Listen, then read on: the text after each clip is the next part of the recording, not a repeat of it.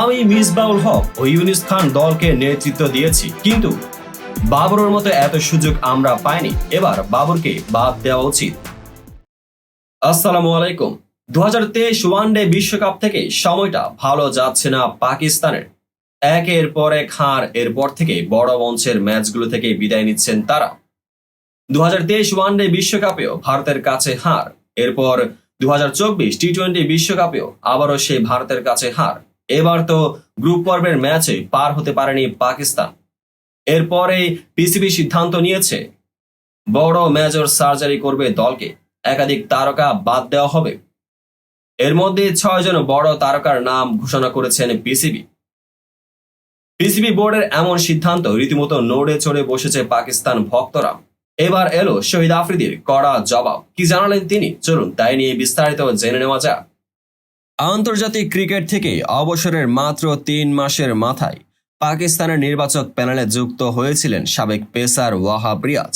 চাকরিটা বেশি দিন টেকাতে পারলেন না তিনি। সর্বশেষ টি-20 বিশ্বকাপে ব্যর্থতার জেরে প্রথম কোপটা এলো 2 নির্বাচকের উপর।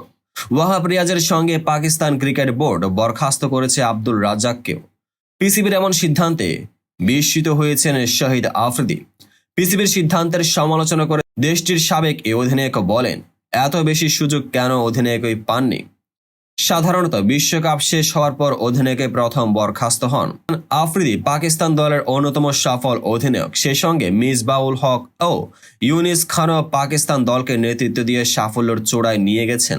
এরপরও তাদের একসময় সরে যেতে হয়েছিল। তাদের তুলনায় বাবর অনেক বেশি সুযোগ পেয়েছেন বলে দাবি আফ্রিদির।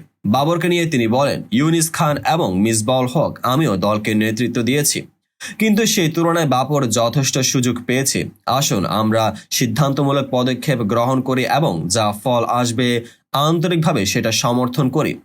যুক্তরাষ্ট্র ভারতের বিপক্ষে হেরে গ্রুপ পর্ব থেকেই বিদায় নিয়েছিল পাকিস্তান।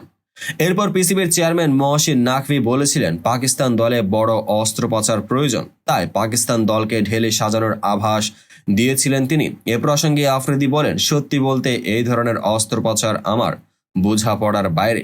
তো বন্ধুরা, ভিডিওটি যারা সম্পূর্ণ দেখেছেন সবাইকে অসংখ্য ধন্যবাদ। ভিডিও শেষে কমেন্ট সেকশনে আপনার মতামত জানাতে ভুলবেন না, আর চ্যানেলটিকে সাবস্ক্রাইব এবং পেজটিকে ফলো করে পাশে থাকবেন যাতে পরবর্তী ভিডিওর সকল নোটিফিকেশন সরাসরি পেয়ে যান। দেখা হবে পরবর্তী ভিডিওতে।